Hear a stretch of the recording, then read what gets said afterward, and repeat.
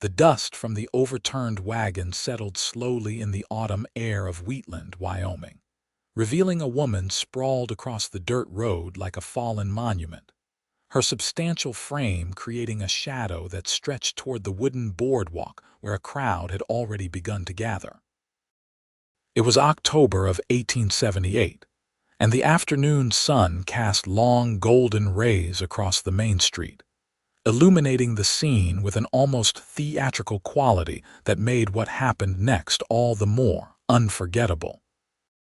Josephine Parker had been attempting to climb down from the wagon when the wooden step, weakened by years of weather and neglect, had given way beneath her weight. The crack of splintering wood had echoed through the street like a gunshot, drawing attention from every direction. Now she lay there, her green traveling dress covered in dust, her bonnet askew, revealing auburn hair that had come loose from its pins. Her face burned with humiliation as she tried to push herself up, her hands sinking slightly into the soft dirt. The laughter started small, just a snicker from somewhere in the crowd, but it spread like wildfire through dry grass. A woman in a purple dress whispered something to her companion, both of them hiding smiles behind gloved hands. A group of men outside the saloon openly guffawed, one of them slapping his knee as if he had just witnessed the funniest spectacle of his life. "Looks like someone needs to lay off the biscuits," one man called out, his voice carrying clearly across the street. "Maybe she should have taken 2 wagons," another added, sending fresh waves of laughter through the gathering crowd. Josephine felt tears prick at her eyes, but she refused to let them fall. She had endured mockery before, had heard the whispers and seen the sideways glances her entire life. At 23 years old, she had developed a thick skin out of necessity, but something about this public humiliation cut deeper than usual. Perhaps it was because she was far from home, having traveled from St. Louis to Wyoming territory to take a position as a schoolteacher in this frontier town. Perhaps it was because she had hoped for a fresh start, a place where people might see her for her mind and her teaching abilities rather than her size. Or perhaps it was simply because she was tired, bone tired, from the long journey and the constant battle of existing in a world that seemed designed for smaller people. She tried again to rise, planting her palms firmly in the dirt and pushing upward, but her skirts had tangled around her legs, and her muscles, cramped from days of sitting in the wagon, refused to cooperate. She fell back with a soft thud, and the laughter grew louder. "Someone get a crane," a voice shouted. "Or a team of horses," another responded. Josephine closed her eyes, willing herself to disappear, to sink into the earth and vanish from this nightmare. But then she heard the sound of boots hitting the ground with purposeful strides, and the laughter began to die down, replaced by an uncomfortable silence. She opened her eyes to see a man walking toward her, his tall frame cutting through the crowd like a knife through butter.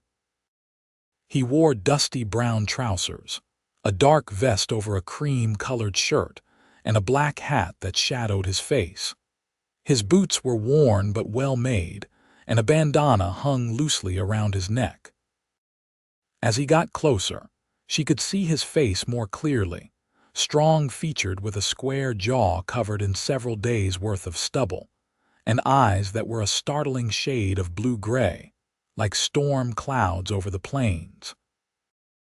Owen Anderson had been loading supplies into his own wagon outside the general store when he heard the commotion. His first instinct had been to ignore it, to mind his own business as he usually did. At 27, he had learned that getting involved in other people's affairs often led to trouble. But when he heard the cruel laughter and saw the woman struggling on the ground, something in his chest had tightened with anger. He had seen bullies before, had dealt with them in various forms throughout his life on the frontier, and he had never been able to stomach watching someone get kicked when they were down. He reached Josephine and knelt beside her without saying a word. His hands, large and calloused from years of ranch work, reached out toward her, and she flinched instinctively.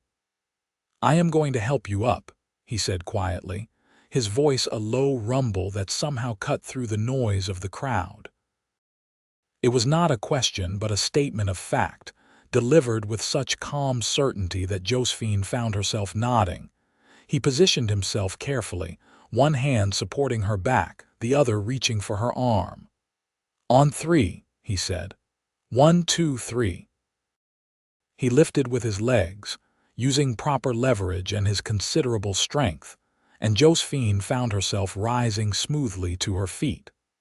Once she was upright, he kept one hand on her elbow, steadying her as she found her balance and shook out her skirts. Only when he was certain she was stable did he release her, taking a step back to give her space. Then Owen Anderson did something that Josephine would remember for the rest of her life. He turned to face the crowd, his body positioned slightly in front of hers, protective without being overbearing. His jaw was set, his eyes hard as flint, and when he swept his gaze across the assembled townspeople, the laughter died completely. The silence that followed was profound and uncomfortable. Owen did not say a word. He did not need to. His glare spoke volumes, promising consequences to anyone who dared continue their mockery. He looked at each person who had been laughing, meeting their eyes one by one until they looked away, suddenly fascinated by their shoes or the buildings across the street, or anything other than the tall cowboy with the ice in his eyes. The woman in the purple dress turned away, hurrying down the boardwalk as if she suddenly remembered an urgent appointment. The men outside the saloon shifted uncomfortably, one of them clearing his throat and muttering something about getting back to work. Within moments, the crowd had dispersed, people scattering in all directions as if they had never been there at all. Only then did Owen turn back to Josephine. His expression softened slightly, though his eyes still held traces of anger at what he had witnessed. "Are you hurt?" he asked, his voice gentler now. Josephine shook her head, not trusting her voice to remain steady. She brushed at her dress, trying to remove some of the dust, her hands trembling slightly from the residual shock and humiliation. "The wagon step broke," she finally managed to say, her voice barely above a whisper. "It was not my fault." "I know," Owen said simply. "Old wood does that. I have seen steps break under men half your size. It happens." There was no pity in his tone, no judgment, just a statement of fact that somehow made Josephine feel a little less mortified. She looked up at him properly for the first time, taking in his weathered face and kind eyes, and felt something shift in her chest, a warmth that had nothing to do with the afternoon sun. "Thank you," she said. "You did not have to do that." "Yes, I did," Owen replied. He glanced at the broken wagon step, then at the pile of luggage and trunks that had been loaded in the back. "You are new in town." "I am the new schoolteacher," Josephine said, lifting her chin slightly, drawing on her professional identity like armor. "Josephine Parker.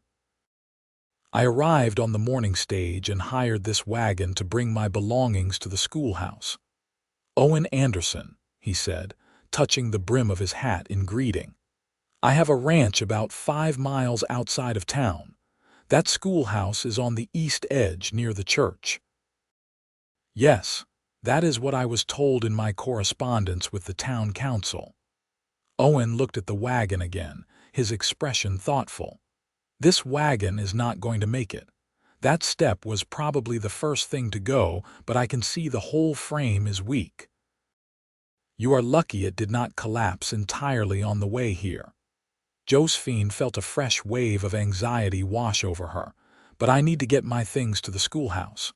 All my books and teaching materials, my clothes, everything I own is in those trunks." "I can take you," Owen said. The offer came out easily, as if it were the most natural thing in the world. "I have my wagon right over there, and it is sturdy enough to handle the load. We can transfer your belongings and I will drive you to the schoolhouse." Josephine hesitated.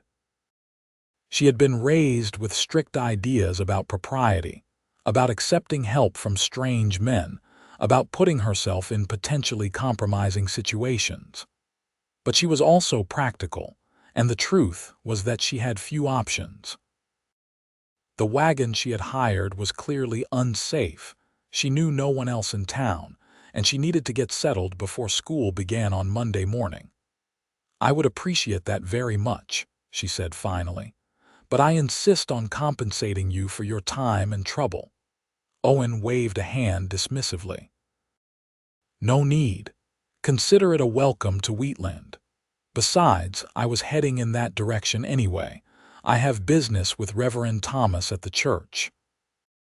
He went to speak with the wagon driver, a grizzled old man who seemed relieved to be released from his obligation, especially after Owen pointed out the various structural weaknesses in his vehicle. Then Owen brought his wagon around, a sturdy flatbed with high sides, pulled by two strong horses that looked well cared for and healthy. Together, they began transferring Josephine's belongings. She tried to help, but Owen insisted on doing the heavy lifting, moving her 3 large trunks as if they weighed nothing. Josephine focused on the smaller items, her carpet bag, her hat box, a wooden case containing her most precious books.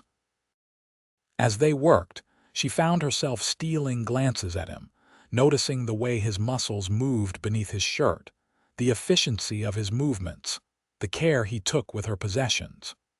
"You have a lot of books," Owen observed as he hefted another trunk, this one clearly heavy with more volumes. "Reading is important," Josephine said, a touch defensively. "Especially for children in a frontier town. Education is what will help them build better lives." "I agree," Owen said, surprising her.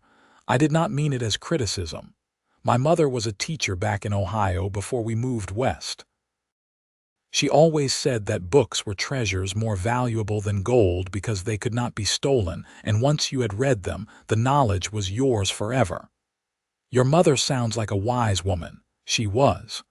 Owen's expression grew distant for a moment. "She died 5 years ago. Fever." "I am sorry," Josephine said softly. Owen nodded, accepting her condolence without dwelling on it. "My father went 2 years later. His heart just gave out one day while he was working, so now it is just me and my younger brother running the ranch." They finished loading the wagon in companionable silence, and then Owen helped Josephine up onto the bench seat, this time ensuring she had solid footing and a firm grip before releasing her arm. He walked around and climbed up on the other side, taking the reins with practiced ease. The ride to the schoolhouse took about 15 minutes, following the main road through town, and then branching off toward the eastern edge where the buildings became more sparse.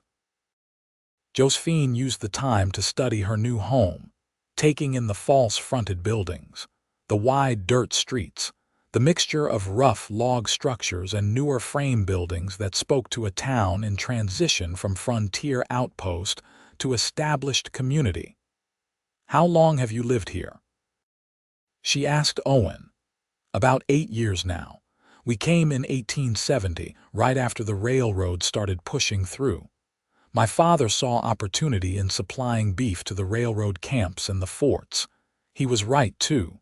We have built a good operation, about 300 head of cattle now, plus horses." "Do you enjoy ranch work?" Owen considered the question seriously. "Most days, yes. It is hard work, but it is honest, and there is satisfaction in building something with your own hands. Watching the herd grow, improving the land, knowing that you are creating something that will last.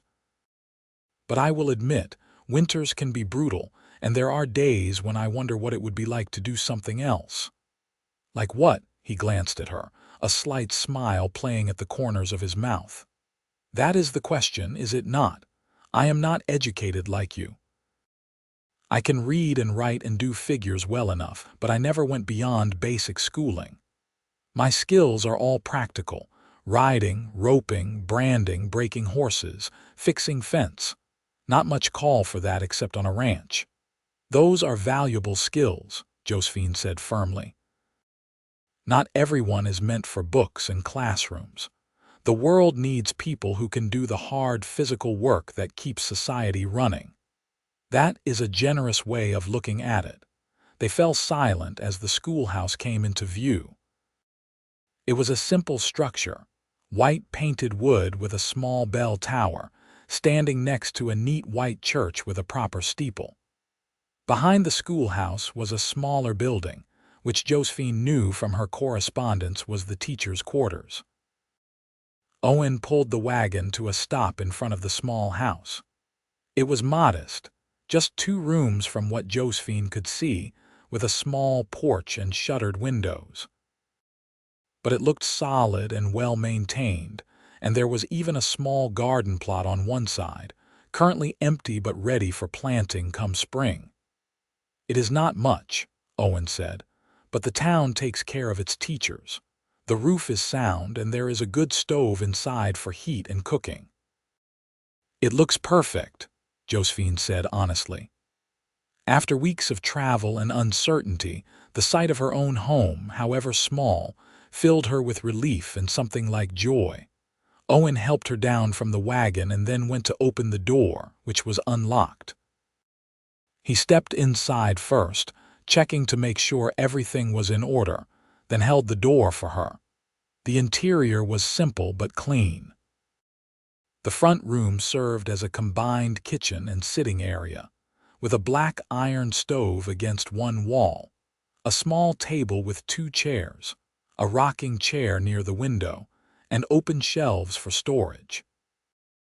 A door led to the bedroom, which contained an iron-framed bed, a wardrobe, a washstand, and a small desk. It was sparse, but Josephine had lived in worse during her years as a student at the teaching college. They spent the next hour unloading her trunks and carrying them inside. Owen positioned the heaviest trunk against the bedroom wall without being asked, understanding instinctively that she would want her books close at hand. The last item to come in was a small photograph in a silver frame, showing a stern-looking couple. "Your parents?" Owen asked. "Yes. They passed within a month of each other last year. Influenza." Josephine set the photograph carefully on the desk. "They were never entirely supportive of my desire to teach, especially coming west, but they were good people in their own way." "I am sorry for your loss," Owen said, and she could hear the sincerity in his voice, the understanding of someone who had walked the same path of grief. "Thank you. It is why I am here, actually. After they died, there was nothing keeping me in St. Louis. No siblings, no close family. When I saw the advertisement for a teacher in Wyoming territory, it felt like a sign, a chance to start fresh, to build a new life." Owen nodded slowly. "I can understand that. Sometimes a person needs to leave the past behind and find new ground to stand on." They stood in the small kitchen, the afternoon light slanting through the windows, and Josephine felt an unexpected connection to this quiet cowboy who had come to her aid without hesitation.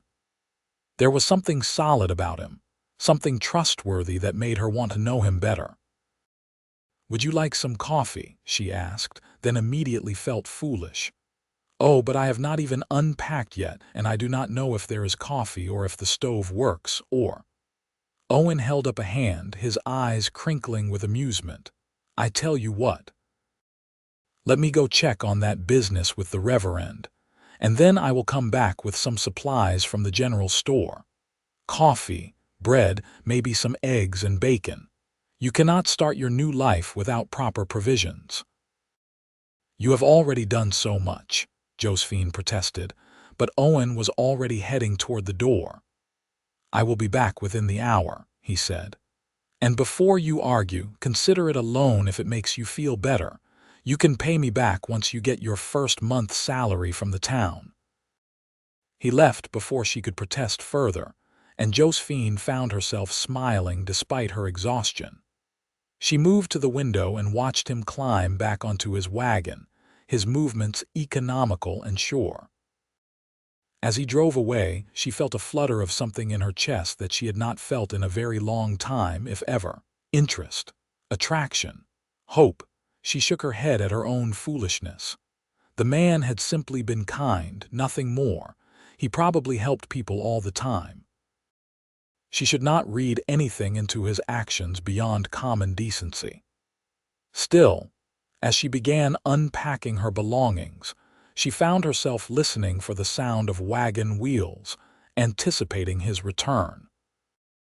Owen did return, as promised, with not just coffee and basic provisions but also fresh milk, a small crock of butter, a loaf of bread that was still warm from the baker's oven, and even a small bunch of wildflowers wrapped in paper. "Mrs. Henderson at the general store insisted on the flowers," he said, looking slightly embarrassed as he handed them to Josephine. "She said every woman needs something beautiful to welcome her to a new home." Josephine took the flowers, their purple and gold petals bright against the paper, and felt her throat tighten with unexpected emotion. "Please thank her for me. They are lovely." They worked together to put away the supplies, and Owen showed her how to operate the temperamental stove, which required a specific technique to get the flue to draw properly. He also checked the water pump outside, priming it until clear water flowed freely, and examined the woodpile, pronouncing it adequate for now but suggesting she would need more before winter set in. "I can have some wood delivered from the ranch," he offered. "We have plenty, and you will need a good supply once the cold weather hits." "You have already been too generous," Josephine said. "I cannot keep accepting your charity." "It is not charity," Owen replied. "It is being neighborly. Out here, people help each other because we all need help sometimes. Today it is me helping you. Tomorrow it might be you helping someone else. That is how communities survive."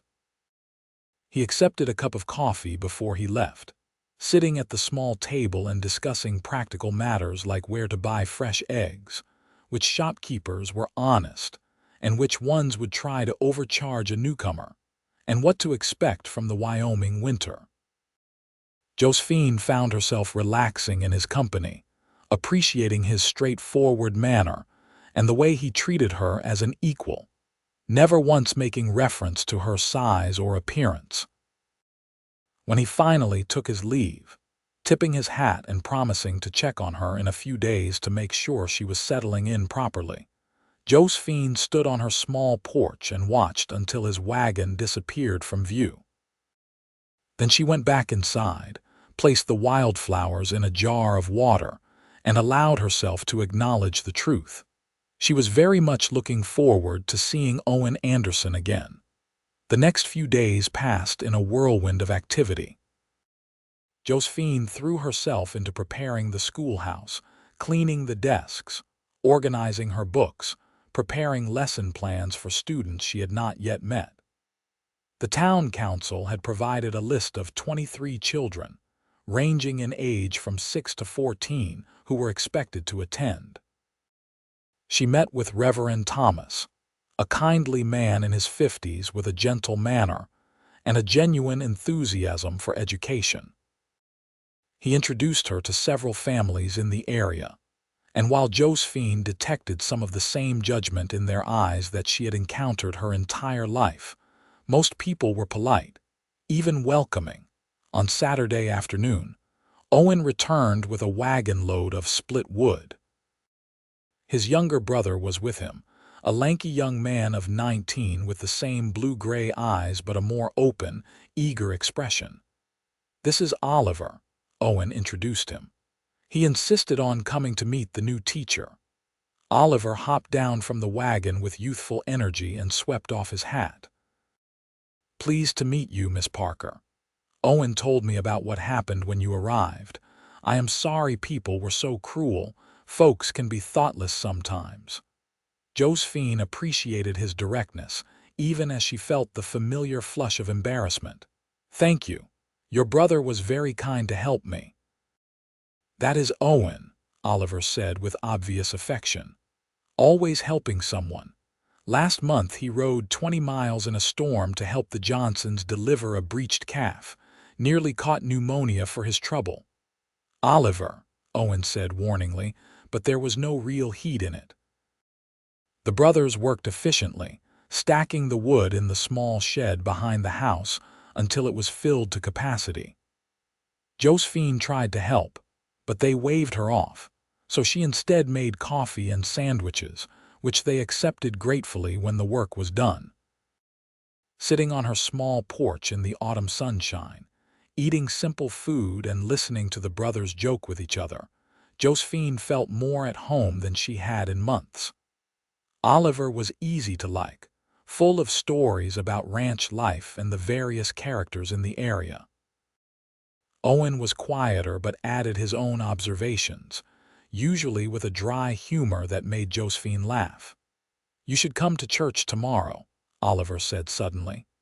"It would be a good way to meet more of the families. Plus, Reverend Thomas gives a decent sermon, not too long or preaky."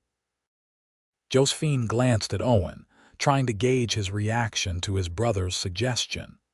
Owen met her eyes and gave a small nod. "It would be good for folks to see you before school starts, and the women usually bring food for a social after the service. You could introduce yourself properly."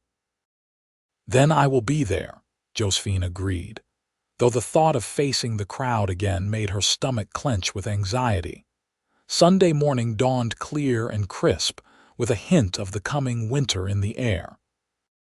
Josephine dressed carefully in her best dress, a deep blue that her mother had always said brought out her eyes. She arranged her hair as neatly as she could manage, pinning it up in a simple but respectable style, and put on her good bonnet. Looking at herself in the small mirror above her washstand, she saw what she always saw: a round face with pleasant features, a body that was undeniably large, curves that would have been fashionable a generation ago but were out of step with the current preference for tiny waists and delicate frames. She sighed, squared her shoulders, and headed out. The church was already filling when she arrived, families settling into the pews with the rustle of skirts and the whispered conversations of people greeting neighbors. Josephine hesitated in the doorway, uncertainty freezing her in place until she heard her name called. "Miss Parker, over here." It was Owen, standing near the back with Oliver. There was space in their pew, and Owen gestured for her to join them. Grateful, Josephine made her way over, sliding into the pew beside Owen. His presence beside her was steadying, solid, and reassuring. She was aware of the looks they were getting, the curious glances and whispered comments, but with Owen there, she found she could bear it more easily. The service was simple and heartfelt. Reverend Thomas speaking about community and compassion, about treating strangers with kindness. Josephine wondered if he had heard about the incident with the wagon and had chosen his sermon topic accordingly. When it came time to sing, Owen surprised her by having a pleasant baritone voice, and she found herself enjoying the simple hymns more than she had expected. After the service, the social hour was exactly as overwhelming as Josephine had feared. She was introduced to what felt like dozens of people, names and faces blurring together. But there were some who stood out. Mrs. Henderson from the general store, a plump, cheerful woman who embraced Josephine like an old friend. The Johnsons, a farming family with 5 children who would be attending school. Mrs. Ruth Bennett, a severe-looking woman who was apparently the mayor's wife and head of the church social committee. "We are pleased to have an educated woman joining our community," Mrs. Bennett said, though her eyes traveled over Josephine's form with obvious assessment. I trust you will set a proper example for the children." "I intend to do my very best," Josephine replied, keeping her voice steady and professional. Owen appeared at her elbow with a plate of food. "You should try Mrs. Henderson's apple cake," he said. "It is the best in the territory." Mrs. Bennet's eyebrows rose slightly at Owen's familiarity with the new teacher, but she said nothing, merely nodded and moved on to greet other parishioners. Josephine took the plate gratefully. "Thank you," she murmured. "I was beginning to feel like a specimen under a microscope." "She means well," Owen said. "Mrs. Bennet likes to know everyone's business, but she is fair in her own way. If you prove yourself as a teacher, she will be your strongest advocate." They found a quieter spot under a large cottonwood tree, away from the main crowd. Oliver joined them, along with a young woman named Sarah Collins, who he introduced with a slight blush as his sweetheart. Sarah was petite and pretty, with dark hair and a friendly smile that seemed genuine. "I hear you are from St. Louis," Sarah said. "That must be so different from here. Do you miss the city?" "Sometimes," Josephine admitted. "I miss the libraries and the museums, the concerts, but there is something appealing about the openness here, the sense of possibility. Everything feels less constrained." "Until winter," Oliver joked. "Then everything feels constrained by ice and snow." They talked easily, and Josephine found herself relaxing, even laughing at Oliver's exaggerated stories about Wyoming winters. Owen said less, but she was aware of his attention, the way he seemed to be watching over her, ready to step in if anyone approached with unkind intentions. As the social hour wound down and people began drifting toward their wagons and horses, Owen touched her elbow lightly. "May I drive you home?" "It is not far, but no need to walk in your good shoes." Josephine accepted, and they made the short trip back to the schoolhouse in comfortable silence. When Owen helped her down from the wagon, his hands steady at her waist, she found herself reluctant to let go, to end this time in his company. "Thank you for making today easier," she said. "I was nervous about facing everyone after what happened when I arrived." "People have short memories for small things," Owen said. "And most folks around here are good at heart. Give them a chance and they will come around." "You are very optimistic for a man who threatened an entire crowd with just a glare," Josephine said, surprising herself with her own boldness. Owen's lips quirked in what might have been a smile. "I am not optimistic about people in general, but I am optimistic about you. You have strength in you, Miss Parker. I saw it when you got up from that dirt road. You could have stayed down, could have run away, but you stood up and you stayed. That takes courage." Josephine felt warmth spread through her chest at his words. "Josephine," she said softly. "Please call me Josephine." "Josephine," Owen repeated, and the way he said her name carefully as if it were something precious made her breath catch. "You can call me Owen." "I know," she said, smiling. "Oliver must have said your name 100 times this afternoon." "He does tend to talk a lot," Owen agreed, his eyes warm with affection for his brother. "But he liked you. He told me on the ride to church that you seemed like good people. I liked him too, and Sarah seems lovely." "She is." They are planning to marry next spring, once Oliver turns 20 and we can afford to build them a house on the ranch property. "That must be lonely for you," Josephine said without thinking, then flushed. "I mean when they marry and have their own household." Owen studied her for a long moment. "Maybe," he said finally. "But I am hoping I will not be on my own forever, just have not met the right person yet." There was something in the way he looked at her when he said it, something that made Josephine's heart skip a beat. But before she could think of how to respond, he had touched his hat and was climbing back onto his wagon. "I will see you soon," he said, and then he was gone, leaving Josephine standing on her porch with her thoughts in turmoil and her heart beating faster than it should. Monday morning arrived with a mixture of excitement and terror. Josephine rose early, dressed in her most professional attire, and walked over to the schoolhouse. She had arranged the desks in neat rows, written the day's schedule on the chalkboard, and prepared her lessons with meticulous care. Now all she needed were the students. They came in clusters, farm children arriving on horseback or in wagons, town children walking from nearby houses. They were scrubbed clean and dressed in their best clothes, eyeing their new teacher with the frank curiosity of children everywhere. Josephine greeted each one at the door, learning names and assigning seats, trying to project confidence even as her stomach churned with nervousness. The youngest was 6-year-old Emma Johnson, a tiny girl with blonde braids who clutched a worn primer and stared at Josephine with wide eyes. The oldest was 14-year-old Thomas Webb, a tall, gangly boy who clearly would rather be anywhere else. In between were children of all ages and abilities, from farm kids who had never set foot in a school to town children who had been taught by the previous teacher for several years.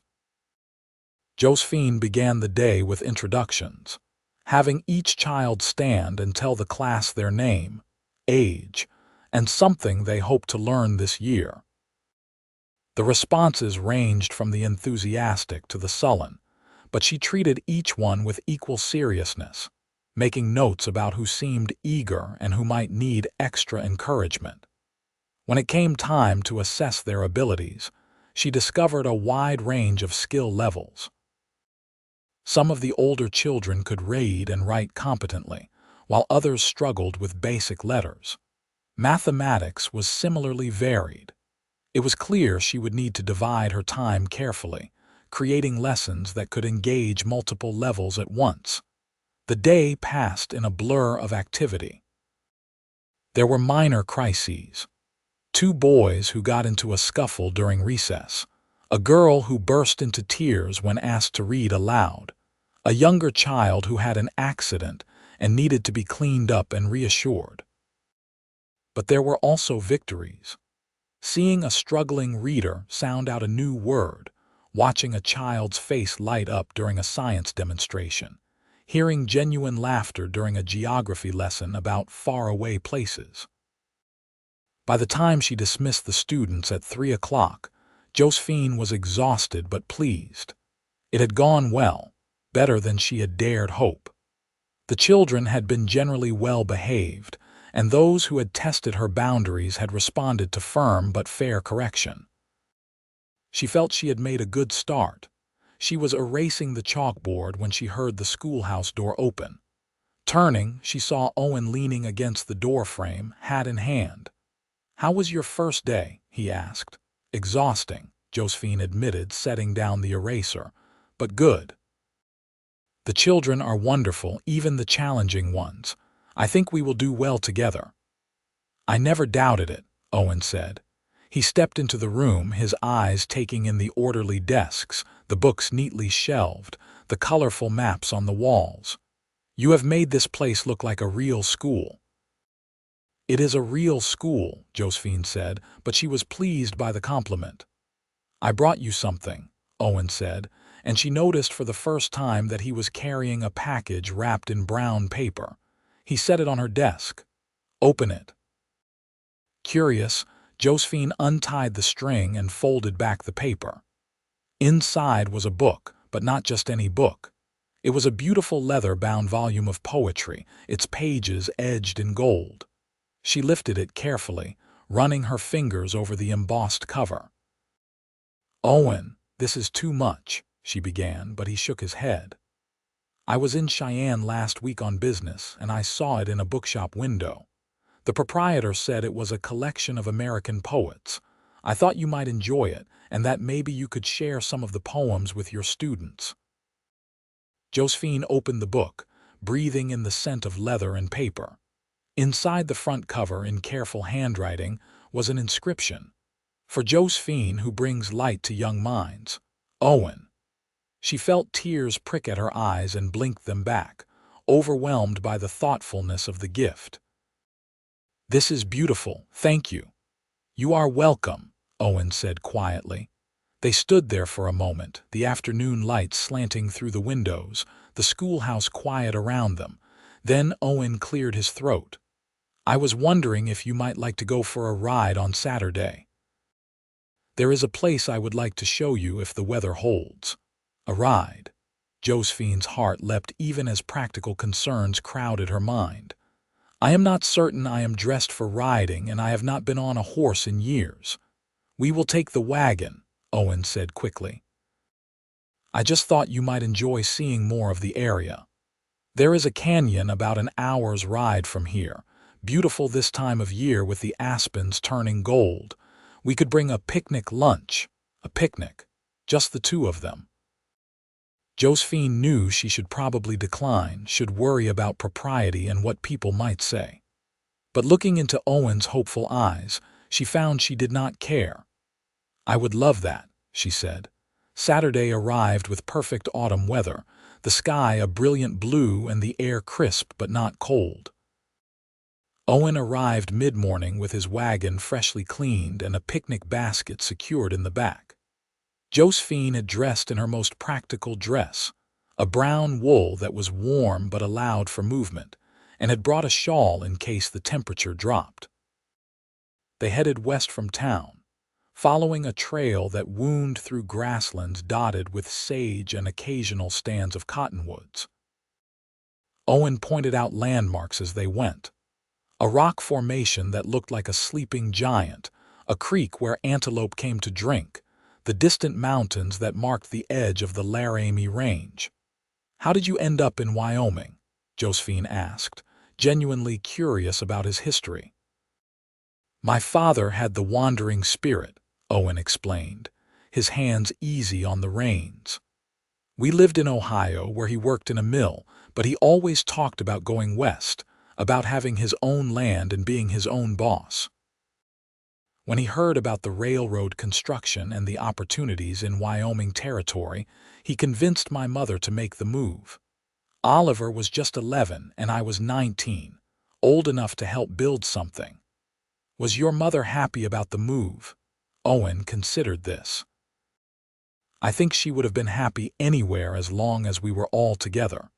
She was that kind of person. She made the best of things, found joy in small moments.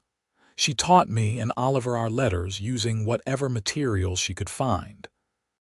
Sometimes it was just scratching words in the dirt with a stick, but she never let us forget the importance of education. She sounds remarkable, she was." Owen was quiet for a moment, his eyes on the horizon. "I wish you could have met her. I think she would have liked you." The canyon, when they reached it, was breathtaking. The trail descended into a narrow gorge where a small river ran clear over smooth stones. The walls rose on either side, layered rock in shades of red and gold, and aspens clung to the slopes, their leaves turned brilliant yellow and trembling in the slightest breeze. It was like entering another world, secret and beautiful. Owen found a flat spot near the river where cottonwoods provided dappled shade. He spread out a blanket and helped Josephine down from the wagon, his hands at her waist steady and warm. They sat together, unpacking the picnic basket to reveal fried chicken, fresh bread, cheese, apples, and even a small jar of preserves. "Did you make all this?" Josephine asked, impressed. "Some of it," Owen admitted. "The bread and preserves are from Mrs. Henderson. She insisted when I told her I was packing a picnic. I think the whole town knows by now." Josephine felt a flutter of anxiety. "Will that cause problems? People talking about us?" Owen met her eyes steadily. "Do you care what they say?" Josephine thought about it honestly. "I care about my reputation as a teacher. The parents need to trust me with their children.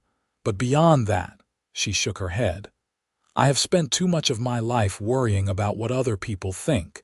It has not made me happy." "Then we will be careful to be proper," Owen said. "But I will not stop seeing you because of gossip, unless you want me to."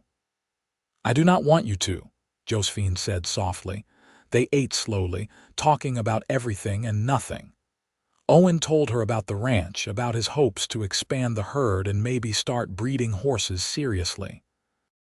Josephine told him about her childhood in St. Louis, about discovering her love of teaching, about the isolation she had felt as a young woman who did not fit society's expectations.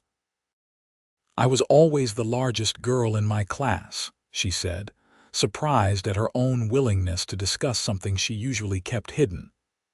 "Even as a child, I was bigger, taller, heavier. My mother tried everything to make me smaller.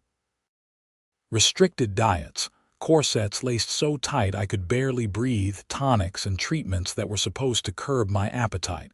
Nothing worked. This is just how I am built." "There is nothing wrong with how you are built," Owen said firmly. "You are strong and healthy. That is what matters.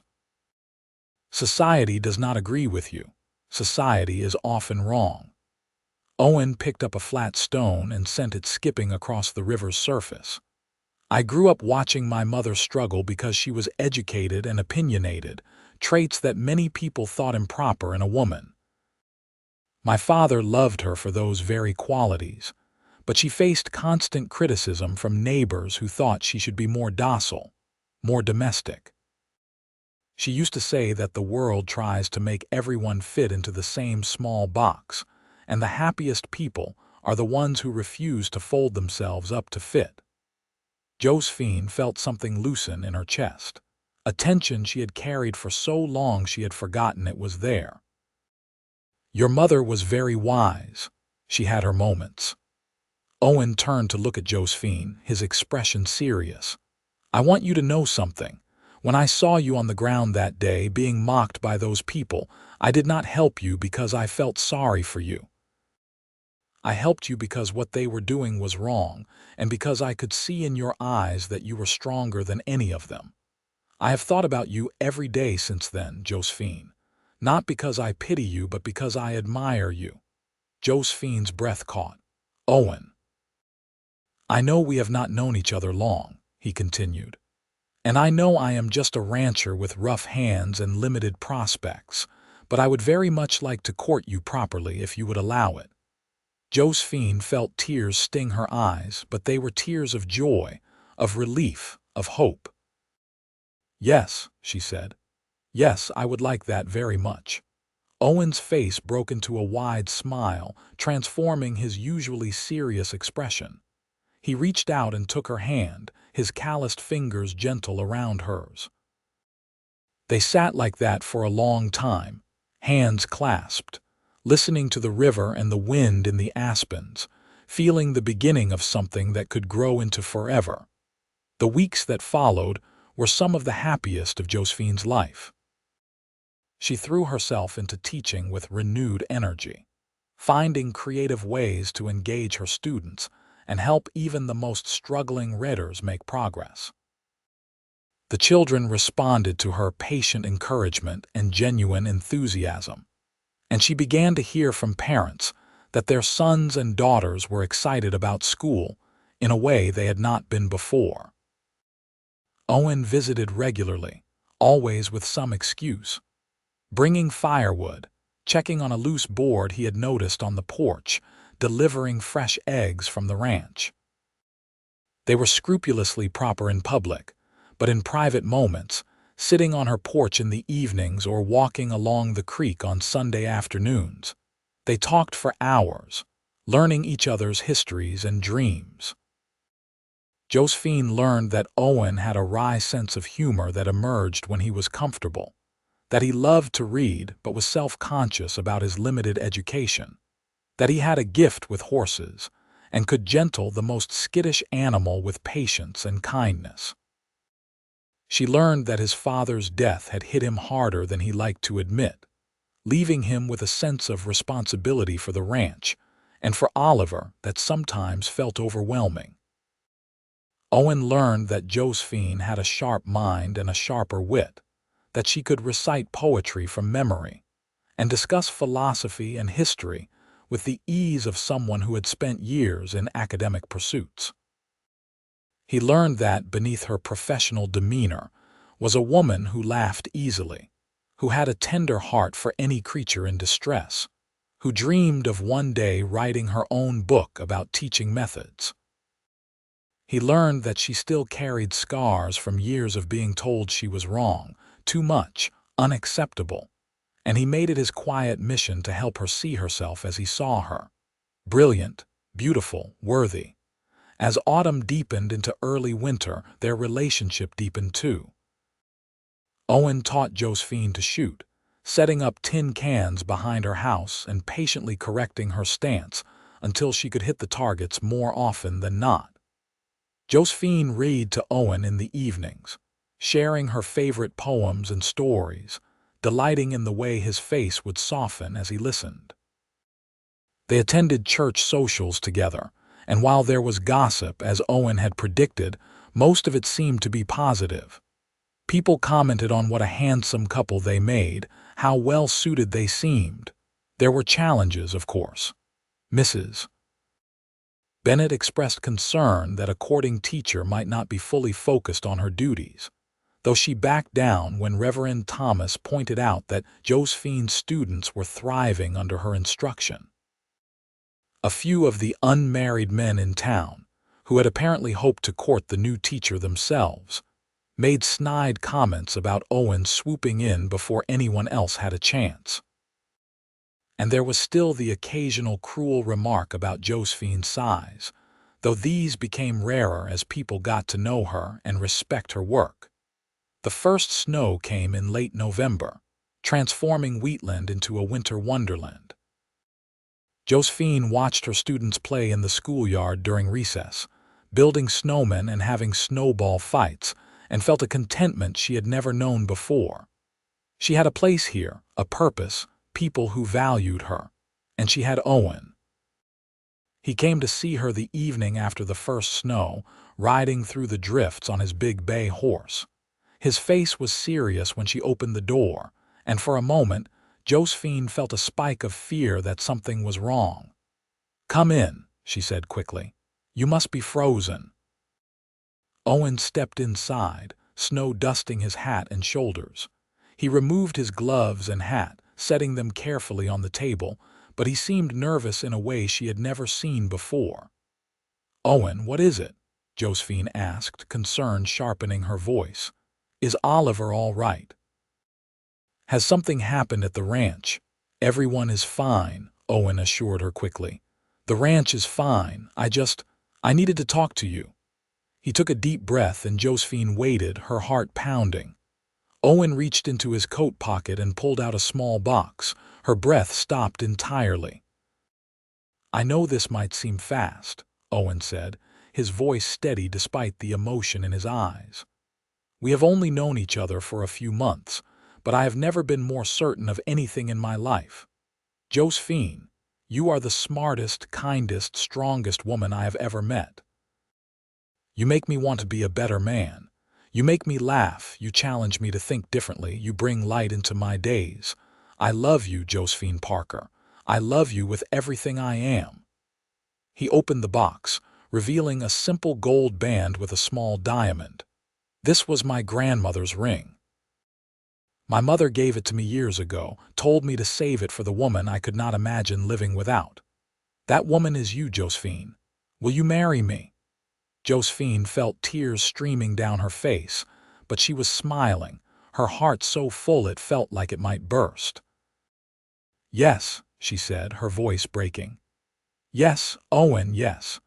Owen slipped the ring onto her finger and then he was pulling her into his arms, holding her close. Josephine buried her face in his shoulder, breathing in the scent of wool and leather and snow, feeling the solid warmth of him, the reality of this moment. When they finally pulled apart, both of them were crying and laughing at the same time. Owen cupped her face in his hands, his thumbs brushing away her tears, and then he kissed her. It was gentle and sweet and perfect, a promise of all the kisses to come. "I love you," Josephine whispered against his lips. "I love you so much, Owen Anderson." They spent the evening making plans, practical and dreamy in equal measure. They would marry in the spring after the school year ended. Josephine would continue teaching, at least for a while, and they would build a life together on the ranch. Owen promised to build her a library where she could keep all her books and a study where she could write. Josephine promised to help improve the ranch's bookkeeping and to teach Oliver more advanced mathematics that might help with breeding records and business accounts. When Owen finally left that night, riding back through the snow to his ranch, Josephine stood at her window and watched until he disappeared from sight. Then she looked down at the ring on her finger, this physical proof that she was loved and wanted, and felt a happiness so profound it was almost painful. Winter settled in earnestly after that, bringing harsh winds and heavy snows that sometimes kept students home for days at a time. But the schoolhouse was cozy with the stove burning, and Josephine found ways to make lessons engaging even when the weather outside was miserable. She taught geography by helping the children create maps of the world from memory, placing countries and cities and imagining what life might be like in those distant places. She taught mathematics through practical problems, calculating how much feed a ranch would need for a herd of a given size, figuring out the cost of supplies for a wagon train journey, working out how long it would take to save for something special if you set aside a certain amount each month. The children loved her creative approach, and word spread. Families who had been skeptical about the new teacher began to sing her praises. Even Mrs. Bennett, during a visit to observe the classroom, admitted that Josephine was doing exceptional work. Owen visited whenever the weather allowed, which was not as often as either of them would have liked, but they made the most of the time they had. He taught her to identify animal tracks in the snow, to predict weather changes by reading the clouds, to appreciate the stark beauty of the winter landscape. She taught him about classical literature and ancient history, and they spent hours discussing philosophy and debating the merits of various political ideas. Oliver and Sarah visited too, and Josephine grew close to both of them. Sarah confided her excitement and nervousness about the upcoming wedding, and Josephine helped her plan details when Mrs. Collins became overwhelmed. Oliver asked Josephine to help him write his wedding vows, which she did with pleasure, helping him find the words to express his love for Sarah. Christmas came, and Josephine organized a Christmas pageant at the school, with students performing readings and songs for their proud parents. Owen gave her a beautiful leather journal, its pages blank and waiting for her thoughts. She gave him a new Stetson hat, nicer than any he had owned, and a collection of adventure novels that she had ordered from a catalog. They exchanged these gifts in the privacy of her home, along with kisses that grew more passionate as the weeks passed, and the spring wedding drew closer. The new year of 1879 arrived with bitter cold and more snow, but by late February, the worst of the winter had passed. The days grew longer, and there were hints of coming spring in the warming air and the occasional patches of bare ground where the snow had melted. Oliver and Sarah married in early March, a joyful celebration despite the still cold weather.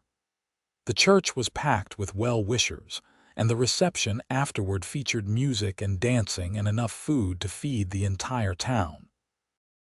Josephine served as one of Sarah's attendants, wearing a new dress of soft green that Owen said made her eyes shine like emeralds. She caught him looking at her throughout the day with such love and longing that it made her blush. "Our turn soon," he whispered to her during the dancing, holding her close despite the curious eyes around them. "Not soon enough," Josephine whispered back, making him laugh. They had set their wedding date for early June after the school year ended. Josephine had already arranged to continue teaching the following year, though she would be living at the ranch and would need to make the daily commute. Owen had promised to drive her on bad weather days, and they were working on training a gentle mare that Josephine could ride on her own when conditions allowed. Spring arrived in earnest in April, transforming the brown landscape into a carpet of wildflowers. The students became restless, eager to be outside in the sunshine, and Josephine adapted by holding some lessons outdoors, teaching botany by examining actual plants and astronomy by studying the spring constellations on clear evenings. Owen had started construction on an addition to the ranch house, rooms that would be their private quarters. He worked on it every spare moment, determined to have it finished before the wedding. Josephine visited on Sundays to see the progress, marveling at what was taking shape. A large bedroom with windows facing east to catch the morning sun, the promised library with built-in shelves already in place, and a small study with a desk positioned to look out over the valley. "It is too much," she kept saying, overwhelmed by his efforts. "It is not enough," he always replied. "You deserve everything, Josephine." As the wedding approached, the town threw itself into preparations. Mrs. Henderson insisted on making the cake. Mrs. Bennett took charge of decorating the church. The students, led by Emma Johnson, who had become Josephine's special helper, gathered wildflowers to press for decoration. Even the men got involved, with several ranchers contributing beef for the reception feast and the town's amateur musicians forming a band for the dance. The night before the wedding, Josephine lay in her narrow bed in the teacherage for the last time, too excited to sleep.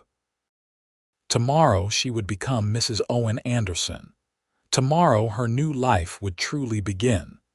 She thought about the journey that had brought her here, from the humiliation of falling in the street to this moment of perfect happiness.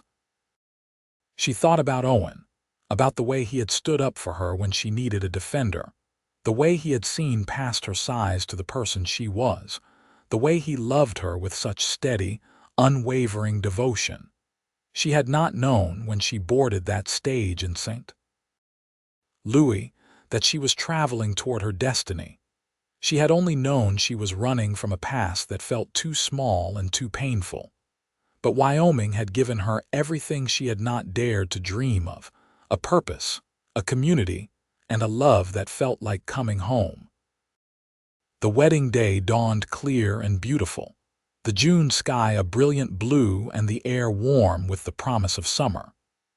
Sarah helped Josephine dress in her wedding gown, a simple but elegant creation in ivory silk that they had ordered from Cheyenne and altered to fit Josephine's frame perfectly.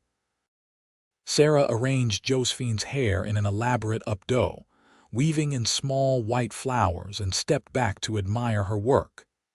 "You look beautiful," Sarah said, her eyes shining with tears.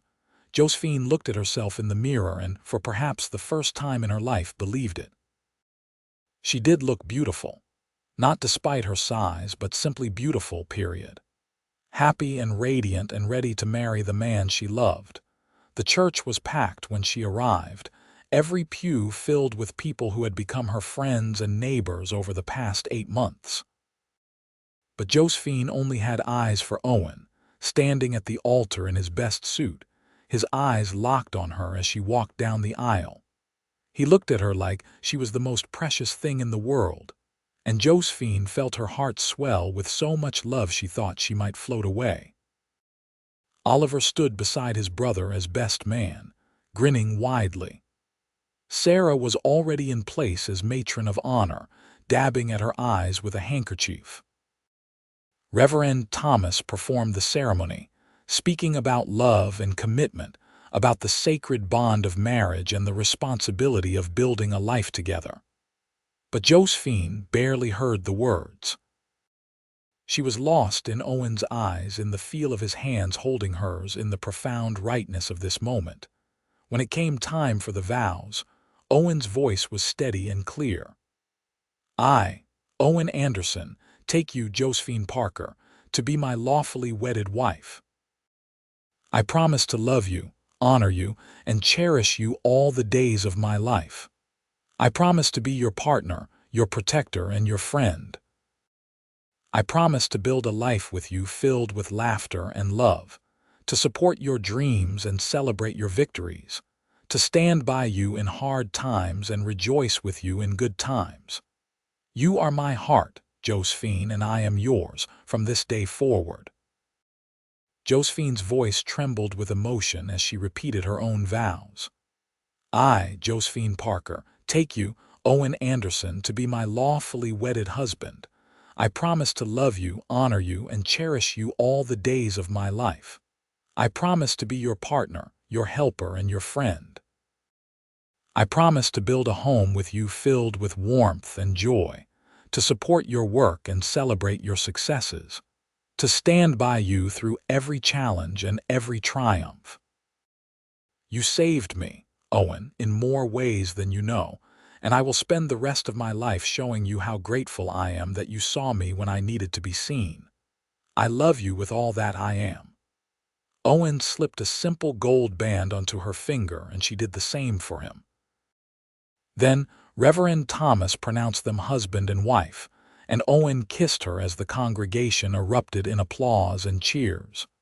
The reception was a joyous celebration that lasted well into the evening. There was music and dancing, food and laughter, toasts and tears of happiness. Josephine danced with Owen, with Oliver, with Reverend Thomas and various ranchers and townsmen. She accepted congratulations from students and parents, from Mrs. Henderson and even Mrs. Bennett, who actually smiled and said she wished them every happiness. But the best moment came late in the evening as the party was beginning to wind down. Owen pulled Josephine aside, leading her out to the church steps where they could look up at the stars emerging in the darkening sky. "Happy, Mrs. Anderson?" he asked, his arm around her waist. "Happier than I ever imagined I could be," Josephine replied honestly. She leaned her head against his shoulder, feeling the solid warmth of him, breathing in the scent that was uniquely his. "Thank you, Owen. For what? For seeing me. For standing up for me. For loving me." Owen turned her to face him, his hands gentle on her shoulders. "Josephine, you have nothing to thank me for. You gave me just as much as I gave you. Before I met you, I was just going through the motions, running the ranch because it was expected, living but not truly alive.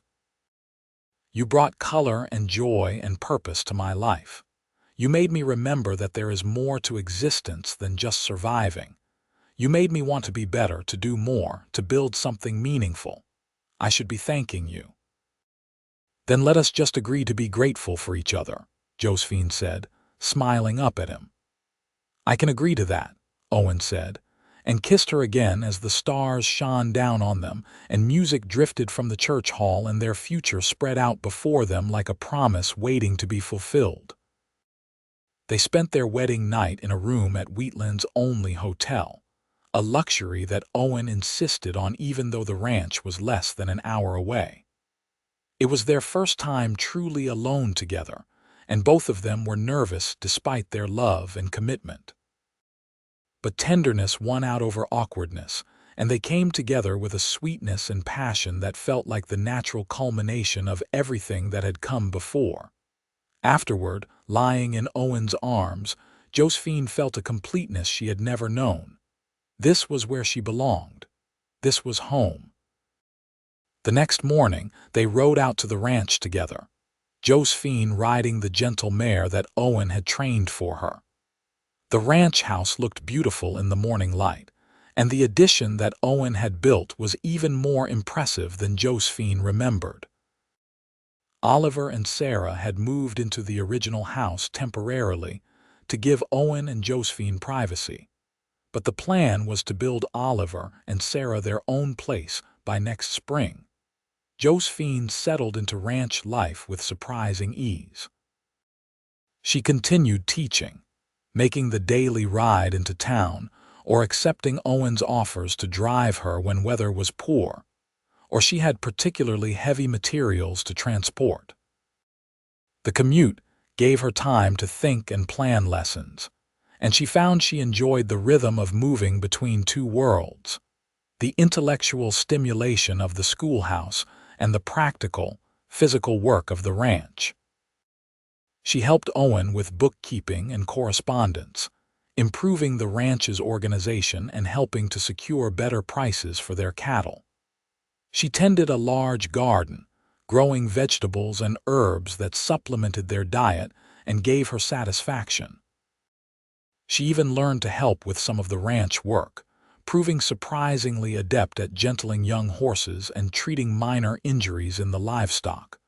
But her greatest joy was simply being with Owen, building a life together day by day. They talked endlessly, about everything and nothing. They read together in the evenings, taking turns reading aloud from various books. They made love with increasing confidence and joy, learning each other's bodies and desires. They dreamed together about the future, about expanding the ranch, about maybe starting a small library in town, about the children they hoped to have. Summer passed in golden contentment, and autumn arrived with its riot of color. Josephine began her second year of teaching with even more confidence than the first, and her reputation as an excellent educator continued to grow. Parents from neighboring areas started asking if their children could attend, and Josephine worked with the town council to accommodate the growing enrollment. Winter came again, but this time, Josephine faced it from the warmth and security of the ranch house, with Owen beside her and a future full of promise stretching ahead. They spent cozy evenings by the fire, planned improvements for the ranch, and made love under thick quilts while snow piled up outside. It was in February of 1880 that Josephine first suspected she might be pregnant. She said nothing at first, afraid to hope, afraid to be wrong. But when a month passed, and then another without her monthly courses, and when she began to feel nauseated in the mornings, she could no longer deny the truth. She told Owen one evening as they sat together in their library, his head in her lap as she read to him. She set down the book and said simply, "Owen, I think I am with child." He sat up so fast he nearly knocked her over, his eyes wide with shock and joy. "Are you certain?" "Not entirely, but fairly certain. All the signs are there." Owen let out a whoop of joy that probably carried all the way to Oliver and Sarah's house. He pulled Josephine into his arms, holding her as if she were made of glass, and she felt tears on her cheeks, though whether they were hers or his she could not say. "We are going to have a baby," Owen kept repeating, wonder in his voice. "We are going to be parents." "Are you happy?" Josephine asked, though she could see the answer in his face. "Happy does not even begin to cover it," Owen said. He placed a hand gently on her still flat stomach. "Thank you, Josephine. Thank you for this gift." The pregnancy was not easy. Josephine suffered from severe morning sickness that lasted well into her second trimester, and she was exhausted in a way she had never been before. But Owen was attentive and supportive, taking over many of her ranch duties and insisting she rest whenever she needed. She continued teaching through the spring, though she knew she would need to take time off once the baby arrived. The town rallied around them with gifts and advice. Mrs. Henderson knitted tiny booties and blankets. Sarah, who was also expecting though only a few weeks along, shared her own experiences and fears. Even Mrs. Bennett softened, bringing over baby clothes that her own children had worn and offering tips for managing the challenges of new motherhood. Josephine gave birth in early October of 1880, after a long and difficult labor that left Owen pacing the floor in terror while the midwife and Sarah attended to Josephine. But when he finally heard the cry of his child and was allowed into the bedroom, all the fear dissolved into pure joy. "A son," the midwife announced, placing the tiny, red-faced baby into Josephine's arms. "A healthy boy." Owen knelt beside the bed, looking at his wife and son with such love that it made Josephine's heart ache. The baby was perfect, with a shock of dark hair and blue eyes that would probably change color in time. He had strong lungs, as evidenced by his lusty crying, and tiny fists that waved in the air as if reaching for something. "What should we name him?" Owen asked softly. They had discussed names endlessly over the months, but looking at her son, Josephine knew with certainty. "James," she said. "James Thomas Anderson, after your father and Reverend Thomas." "James," Owen repeated, testing the name, then he smiled. "It is perfect. Hello, James. Welcome to the world, son." Those first weeks of parenthood were exhausting and wonderful in equal measure. James was a demanding baby, crying frequently and sleeping in short bursts that left both parents bleary-eyed. But there was also incredible joy in the small moments. The first time James smiled at them, the feeling of his tiny hand wrapping around Josephine's finger, watching Owen rock his son to sleep with infinite patience. Josephine took a leave from teaching for the remainder of the school year, and the town hired a temporary teacher to take her place. She had worried about being replaced permanently, but Reverend Thomas assured her that her position would be waiting whenever she was ready to return. The parents and students sent letters and drawings, telling her how much she was missed and congratulating her on the baby. By spring, Josephine was starting to feel more like herself again. James was sleeping for longer stretches, and she had adjusted to the rhythms of motherhood. She began to talk about returning to teaching in the fall, and Owen supported her decision, promising to help arrange care for James during school hours. Sarah had her baby in May, a little girl they named Margaret, and the cousins were only 7 months apart. Josephine and Sarah grew even closer as they navigated motherhood together, sharing advice and commiserating over sleepless nights and the constant worry that every new parent feels. The ranch prospered under Owen and Oliver's management. They expanded the herd, improved their breeding stock, and began selling horses to the army fort as well as cattle to the railroad. Money was not plentiful, but it was steady, and they were building security for their growing families. Josephine returned to teaching in September of 1881, and while it was challenging to balance her roles as wife, mother, and teacher, she found deep satisfaction in all three. Owen was a true partner, sharing the household duties and childcare in ways that were unusual for the time but felt right for them. On days when Josephine taught, Owen's hired hand or Sarah would watch James along with little Margaret. On days when she was home, Josephine threw herself into the domestic work and ranch bookkeeping with the same enthusiasm she brought to teaching. The years passed in a blur of happiness and hard work. James grew into a bright, energetic boy with his father's blue-gray eyes and his mother's quick mind. Josephine gave birth to a daughter, Elizabeth, in 1883, and another son, Robert, in 1885. The ranch house expanded again to accommodate the growing family, with Oliver and Sarah having finally moved into their own home with Margaret and her younger brother Henry. The school grew too, eventually requiring a second teacher to manage the enrollment. Josephine became something of a legendary figure in the area, the teacher who had faced down mockery and built a life of dignity and purpose. She wrote articles about teaching methods that were published in territorial newspapers, and she was occasionally invited to speak at education conferences in Cheyenne and even as far as Denver. But despite her growing reputation and busy life, Josephine never forgot where she had started.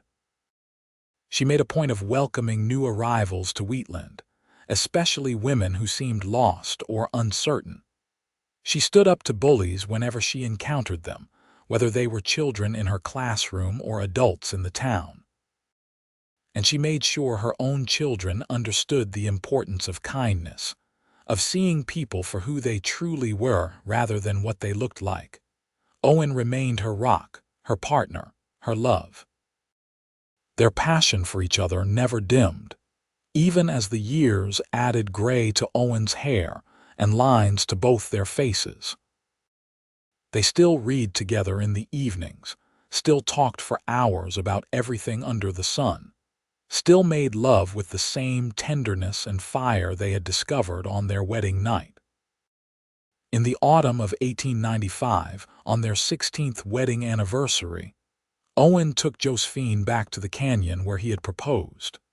Their children were old enough to be left with Oliver and Sarah for the day, and it felt like a precious gift to have this time alone together. The canyon was just as beautiful as Josephine remembered, the aspens turning gold and the river singing its eternal song. They spread a blanket in the same spot where they had picnicked so many years before, and Owen produced a bottle of wine and a basket of their favorite foods. "Do you remember the first time we came here?" Owen asked, pouring wine into tin cups. "How could I forget?" Josephine said. "That was the day you asked to court me properly, the day I first dared to believe that happiness might be possible." "I was so nervous," Owen admitted. "I was terrified you would say no, that you would think I was not good enough for someone as educated and accomplished as you. And I was terrified you would realize I was not the refined lady you deserved, that my size and my unconventional ideas would eventually drive you away." Owen reached out and took her hand, his thumb rubbing over her wedding ring. "We were both fools then, because here we are, 16 years later, and I love you more now than I did on our wedding day. I did not think that was possible, but it is true. Every year with you has been better than the last." Josephine felt tears sting her eyes. "I love you too, Owen Anderson. You gave me everything I never knew I needed. A home, a family, a place to belong. But most of all, you gave me the gift of being truly seen and truly loved. That is the greatest gift of all." They sat together as the sun began to set, painting the canyon walls in shades of orange and pink and gold. Josephine thought about the young woman she had been, falling in the dirt of a Wyoming street, certain that her humiliation was complete. She thought about the cowboy who had helped her up and glared the crowd into silence, not knowing he was also saving her heart. Life had not been perfect. There had been challenges and losses along the way. Owen's beloved horse had died of colic. Sarah had lost a baby to miscarriage. The ranch had faced lean years when drought affected the grazing. Josephine had battled periodic illness and the constant fatigue of balancing so many roles. James had broken his arm falling from a tree. Elizabeth had been desperately ill with scarlet fever one terrifying winter. But through it all they had each other. Owen and Josephine, partners in every sense of the word, facing life's joys and sorrows together. And that, Josephine had learned, was what love truly meant. Not just the passionate beginning, though that was wonderful, but the steady, enduring commitment to stand together no matter what came. As they rode back to the ranch in the gathering darkness, Josephine leaned against Owen's shoulder and thought about the future. James was 15 now, already showing signs of becoming as fine a man as his father. Elizabeth was 12, bright and curious, and already declaring she wanted to be a teacher like her mother. Robert was 10, gentle-hearted and fascinated by animals. There would be more milestones to come. James would probably marry someday, giving them grandchildren. Elizabeth would pursue her own dreams, whatever they might be. Robert would find his path. The ranch would continue to grow and change. Josephine might retire from teaching eventually, or she might keep going for years to come. She and Owen would grow old together, their love deepening and evolving with time. But whatever came, they would face it together, just as they had faced everything since that autumn day when Owen Anderson had helped Josephine Parker to her feet and changed both their lives forever. When they reached home, their children rushed out to greet them, full of stories about their day with their cousins. Owen helped Josephine down from the wagon, and together they walked into their house, surrounded by the noise and chaos and beautiful mess of family life. That night, after the children were asleep and the house was quiet, Josephine and Owen lay in their bed, wrapped in each other's arms. Through the window, they could see stars scattered across the vast Wyoming sky, the same stars that had shone down on them on their wedding night, the same stars that would shine on their children and grandchildren and all the generations to come. "Thank you for falling that day," Owen whispered into her hair. Josephine laughed softly. "That is an odd thing to thank me for. But if you had not fallen, I might never have met you. I might have walked right past you without ever knowing what I was missing. So thank you for falling, and thank you for getting back up, and thank you for being brave enough to stay." "Thank you for seeing me when I needed to be seen," Josephine replied, "and for loving me exactly as I am." They fell asleep like that, wrapped together. Two people who had found in each other everything they had been searching for, even when they had not known what they were looking for. Outside, the wind whispered through the grass, and the stars wheeled overhead, and the vast expanse of Wyoming stretched in all directions, beautiful and harsh and full of possibility. And in a small ranch house on the edge of Wheatland, surrounded by the family they had built and the life they had created together, Owen and Josephine Anderson slept peacefully, secure in the knowledge that they were loved, that they belonged, that they had found their place in the world. Their story, which had begun with humiliation and unexpected kindness, had become something rare and precious. A true love story, not just of passion but of partnership, not just of romance but of respect, not just of attraction but of deep, abiding friendship. They had built a life together based on mutual support and genuine affection, and in doing so, they had created something that would last far beyond their own years. The town of Wheatland continued to grow and prosper, and the story of the cowboy and the teacher became part of local legend. Parents told it to their children as an example of how true love could be found in unexpected places, how kindness could change lives, how standing up for what was right mattered more than fitting in with the crowd. Years later, when Josephine was an old woman with white hair and grandchildren who sat at her feet begging for stories, she would tell them about that day in 1878 when she fell in the dirt and a quiet cowboy helped her up. She would tell them about how fear and humiliation had transformed into hope and love. She would tell them about building a life on the Wyoming frontier, about the challenges and joys of teaching and ranching and raising a family in a wild, beautiful place. But most of all, she would tell them about love. Real love, the kind that sees past appearances to the person underneath. The kind that offers support without expecting anything in return. The kind that grows stronger with time rather than fading. The kind that makes every day brighter simply because you get to face it with your person by your side. And when the grandchildren asked if it was really true, if there really was such a thing as love that's strong and lasting, Josephine would smile and point to Owen, sitting in his rocking chair by the fire, his hair white but his eyes still that same striking blue-gray, and she would say, "Look at your grandfather and me. We are living proof that true love exists. We found it in each other, and it has sustained us through everything life has thrown our way." Owen would reach out his weathered hand, and Josephine would take it, their fingers intertwining with the ease of decades of practice.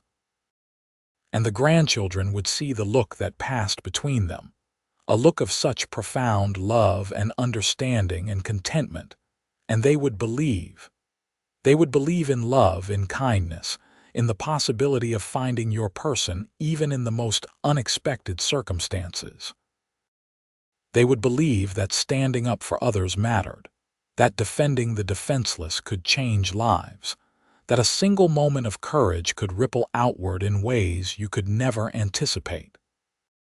And they would carry those beliefs forward into their own lives, creating ripples of their own, spreading kindness and love and courage into the next generation and the one after that. This was the true legacy of Owen and Josephine Anderson. Not just the ranch they built, or the children they raised, or even the students Josephine taught, though all those things mattered. Their true legacy was the example they set, the proof they provided that love could triumph over prejudice, that kindness could overcome cruelty, that two people who had the courage to be themselves and to love each other without reservation could build something beautiful and lasting. On a crisp autumn morning in 1920, Josephine Anderson passed away peacefully in her sleep, with Owen holding her hand. She was 65 years old and had lived a full, rich life. Owen followed her just 3 months later, his heart unable to continue without his other half. They were buried side by side in the Wheatland cemetery, under a cottonwood tree, their headstones simple but eloquent. Owen and Josephine Anderson. Beloved husband and wife, parents and friends, they loved well and lived well. Their children and grandchildren gathered for the funeral, along with former students who were now adults with children of their own, ranchers and townspeople whose lives had been touched by the couple's kindness and example. The church was packed, just as it had been for their wedding 41 years earlier, but this time with mourners who had come to celebrate two lives well lived rather than witnesses to a beginning. Reverend Thomas's successor spoke about love and legacy, about how two people had come together through an act of kindness and built something that would endure long after they were gone. He spoke about the school that Josephine had helped build, now a 2-story structure with 4 teachers. He spoke about the ranch that Owen had expanded and improved, now run by James and his sons, but still bearing the mark of its founder's vision and hard work. But mostly he spoke about love, about how Owen and Josephine had loved each other with a devotion that inspired everyone who knew them, about how their love had created a family, built a community, and changed countless lives for the better. As the service ended, and the mourners filed past the caskets to pay their final respects, more than one person remarked that Owen and Josephine looked peaceful, as if they were simply sleeping. And perhaps in some way they were. Their physical journey had ended, but their story lived on.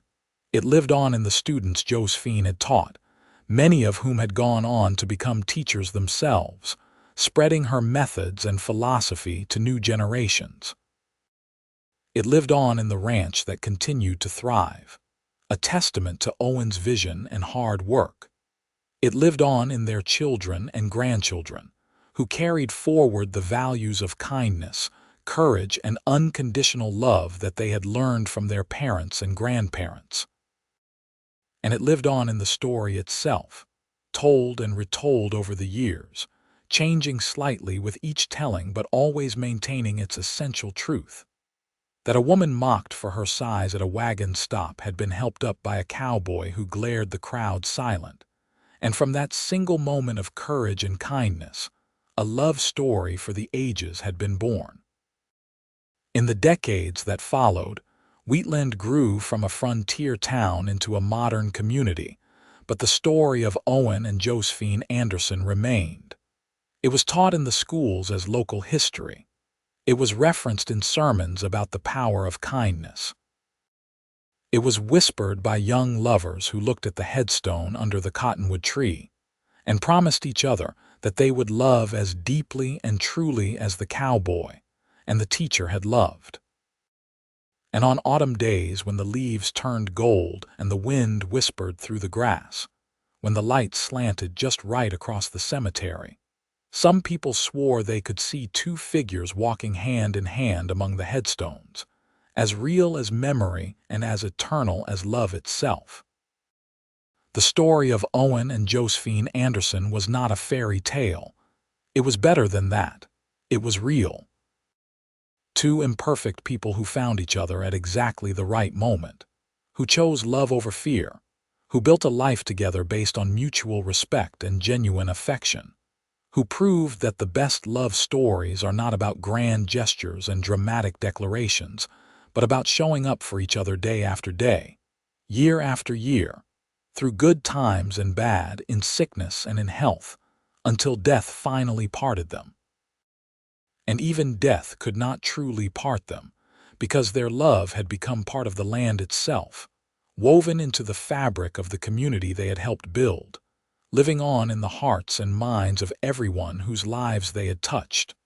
That was the real happy ending.